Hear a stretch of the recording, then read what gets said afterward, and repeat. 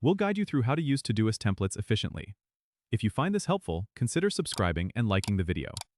First, open your web browser and go to the Todoist website. Make sure you're logged into your account. Once you're on your dashboard, look at the left-hand sidebar and find the Projects section. Click on the plus icon to create a new project. You'll see an option to use a template. Click on that, and you'll be taken to the template gallery. Here, you can browse through various categories like productivity, business, or personal to find a template that suits your needs. Once you've found a template you like, click on Use Template.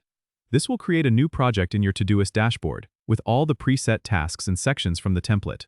You can customize these tasks to fit your specific requirements by clicking on them and making any necessary changes. If you want to add more tasks or sections, simply click on Add Task or Add Section within your new project. Remember, templates are a great way to save time and ensure nothing is overlooked in your planning. You can also share your projects with team members by clicking on the Share icon, which is helpful for collaborative tasks. To make sure you get the most out of your templates, regularly review and adjust your tasks as needed. This flexibility is one of Todoist's strengths. Don't forget to subscribe and comment if this helped you out.